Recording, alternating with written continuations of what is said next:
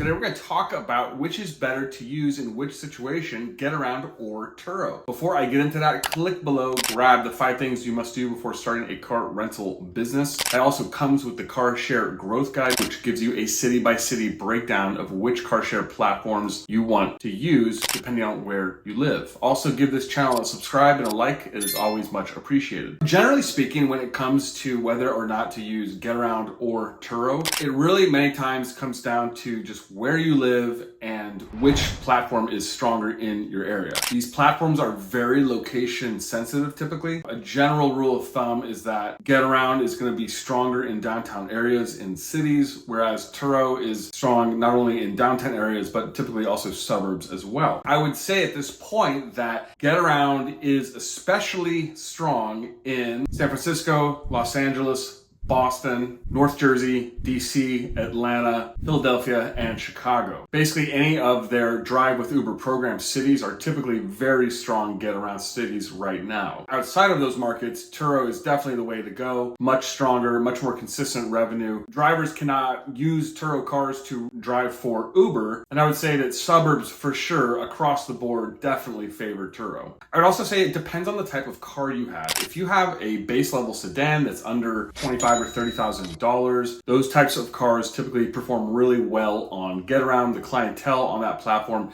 is really just looking for something to take them from point A to point B so that they can run errands or take a road trip outside of town for a weekend. That is typically the clientele that is using Getaround, and these are people who don't have cars in major cities. Conversely, I would say on Turo, there is much more of an element where the renter is looking for a vehicular experience. So that's why luxury vehicles do really well on Turo, or if they're just looking for just a nicer car, typically over $30,000, all that stuff does really well on Turo. Not to say that cheaper cars do well on Turo, they do, but it just really depends on, I would say the clientele with Turo is much more broad in terms of people looking just for something that goes from A to B, but also looking for something that's nicer and more of a luxury experience. I know for myself that whenever I use Turo, I'm certainly looking for a more luxury car to take out with a friend. I'd say it also depends on how much time you have. Notoriously, Turo is a lot more work when it comes to maintaining ratings and the maintenance system.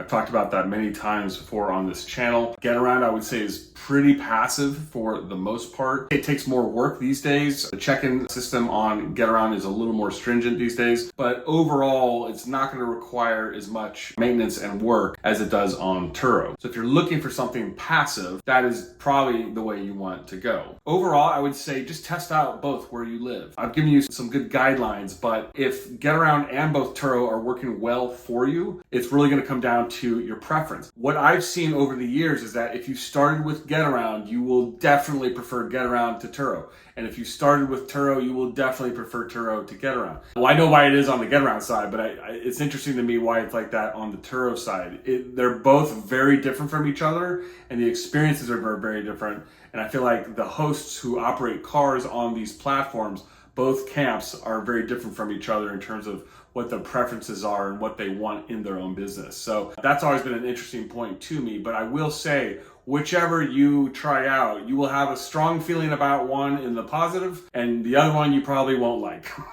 So that's typically how it goes with Getaround versus Turo. Before I go, drop some comments. Would love to hear what your thoughts are on that. Before I go, click below, grab the 5 things you must do before starting a car rental business, and I will catch you in the next episode. Thank you.